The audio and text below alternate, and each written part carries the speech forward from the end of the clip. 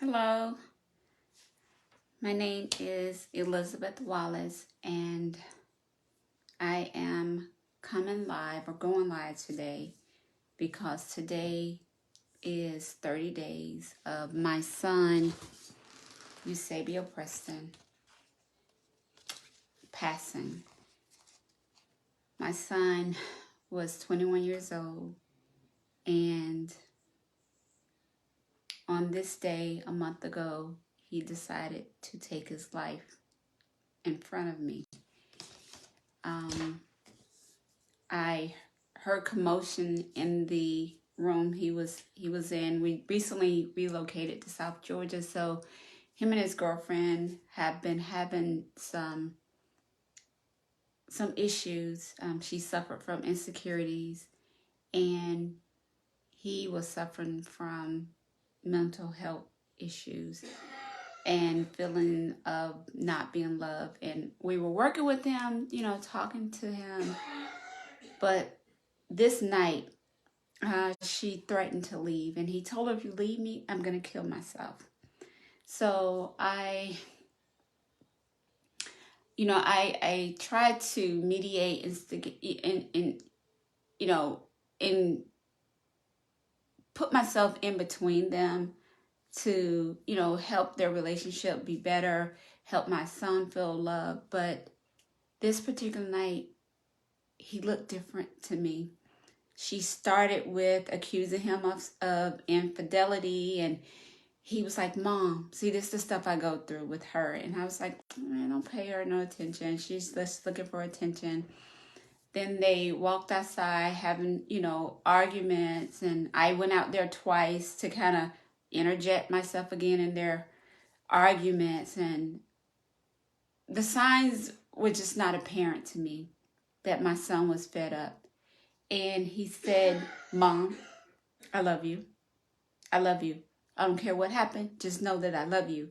And I said, I love you too, Eusebio, trying to be jovial with it. I love you too, Eusebio. You guys need to come on in the house. So I decided to go to bed, and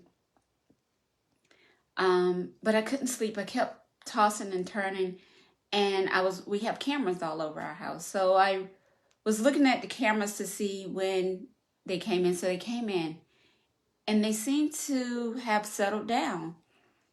But then I heard whimpering, crying. So I said, let me get up and see what's going on. So I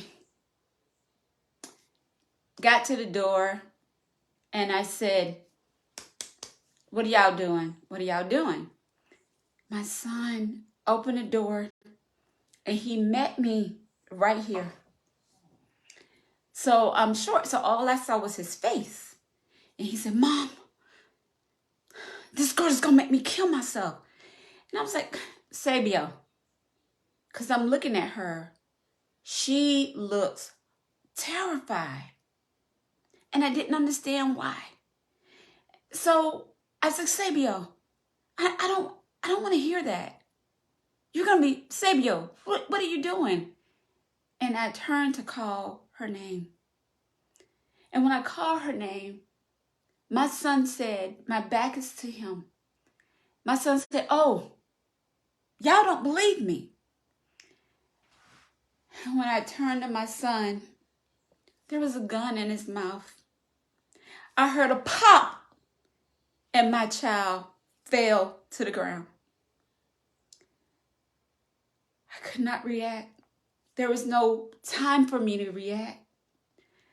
I just started screaming, my baby just killed himself. My baby just killed himself. And I'm sharing this with you guys to say there are so many people out here hurting. There's so many people going through things, and we cannot dismiss it. We cannot belittle it. I need you all to reach out to your loved ones. Since my son has taken his life, there has been so many people that have told me they are in that same space. They are feeling like taking their own lives, that their children is taking their lives, or their kids are about to, or they've intervened and they've stopped their kids. I've gotten so many emails, texts, calls from people that are doing this. And I feel so sad and helpless for them. And I try to give them encouragement, at the same time grieving and mourning the loss of my baby, mourning the loss that I will never see my child again. I walk around this house in disbelief that this is true. I keep his obituary by my desk because I want to call him. I want to text him. I want to say, Eusebio, can you go do this for me? My whole family is in disarray. We're in disbelief. We don't know how to move forward. And then I wrestle with the fact that I didn't say, yes, son, I believe you. Or, son, are you okay? Or just hold him when I got to that door. I wrestle with the guilt that I could have did something different. And maybe it would have changed my situation today. Then I struggle with the fact that we've been dealing with this for almost 2 years. That at some point in different phases, he was saying he didn't want to be here. Or, dag, I woke up this morning. I'm getting him help. I'm trying to love on him. It's gotten to the point where I was appeasing my son. If he asked me for anything, I was giving it. I have a car that's worth crazy money, but my son was driving it because I wanted to make him happy. I wanted him to find a space and time to say, I need to be here, or I deserve to be here, or I like my life, or I like the way I'm living. I was doing these things because I wanted to keep my son here and I wanted to make him happy. I'm sharing all this with you guys because I want you to take stock of your family members, what they're doing, what they're going through, and what they are saying. Please, please, please take them seriously. I didn't know anything about 1013. I didn't know that you can call people and resources will come in looking like regular people and they will intervene and they will take your loved one and get them help. I didn't know about any of that. I'm going to be putting as many resources as I can out for you all. And I ask you guys to take advantage. Your son, your daughter, your sister, your brother, your mother, your father, it does not matter. People are leaving here in groves. We need to do what we can to save as many people as we can. Make them feel loved. And if you don't know what to say, just sit with them. Just be there for them. There were times where I didn't know what to say to my son. I was just in his presence. Let him lay his head on my lap. I would just do those things because I wanted him to know I love him. But for me, sadly, that wasn't enough. That wasn't enough for my son to stay here with me. And I'm struggling every day. Every day I'm struggling to not just be in tears, to be in a space where I can continue to operate. And I know death is inevitable for us all. What makes it so hard for me is to see my son decide to take his life in front of me. For him to feel like that needed to be the last thing he saw of me or I saw of him. It's not about me, I know. It was about the fact that he was hurting so bad that he was willing to go. And in that moment, at that time, was his time that he chose to go.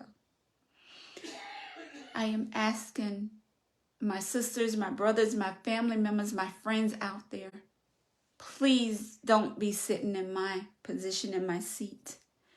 If your child is saying that they are tired of being here, find out why. And if they are not open to talk to you, find them somebody that they will talk to. And look, do not interject your own thoughts about don't kill yourself. Don't do that because you push them farther to the mark. Please allow your heart to open and empathize with them so that you can continue to have your loved one close to you. I'm hoping today, tonight, that my live video gives you the power, the encouragement, empowers you to save someone, to do better. Dana, son, I don't want you watching. I know that you're up here. I see you. Please log off. I know this is hard for my family. I don't want to make it harder for my son that's here, because since his brother left, he can't come back in the house. So he's staying with family because he can't be here. He can't walk past what he saw that night. We keep the door closed because we can't see it. But this morning I had to go in there to say, I miss you, son. I miss you. I love you. I wish you were here with me. I said I was going to cry. My message is clear, and I wanted to not take up too much of your time. I just want to tell you to love all your family members. Listen to them. Get them help when they need it, even if they say they don't want it. Because we had a situation where we were trying to get Eusebio help in Atlanta. He stood to the door with a knife to his throat and said, if they come, I'm going to kill myself. That rendered us helpless because we didn't want to push him. Our son was sick. And I know a lot of people say, oh, it's such a handsome young man. That has nothing to do with what's going on inside of him. What was going on, what was struggling inside of him. And no matter how much I tried to dress him up, bought him clothes, bought him things, like took him out shopping, no matter what I did, none of that mattered. And I noticed the subtle changes. There's a video I posted where you see his face is clear and clean and shining. He started to darken.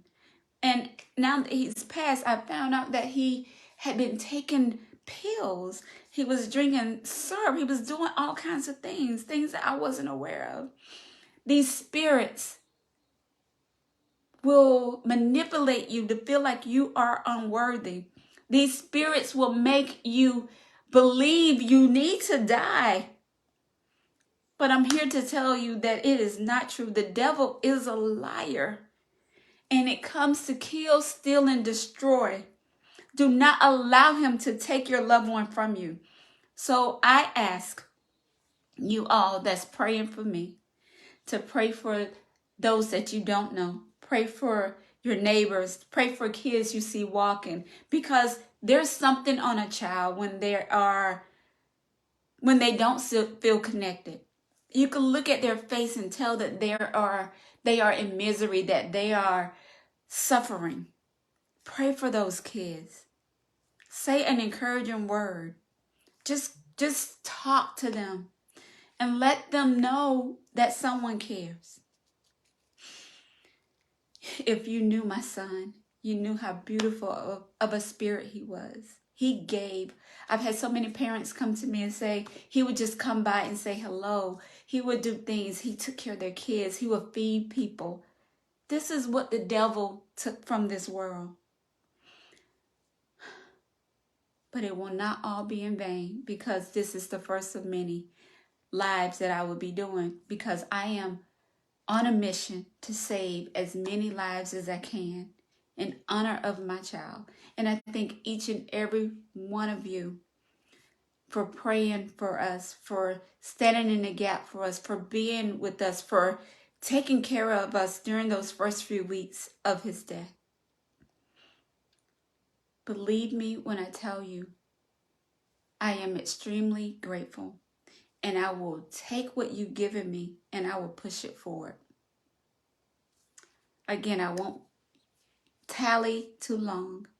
I just want to share to love thy neighbor, pray for one another. Thank you so much, and bye for now.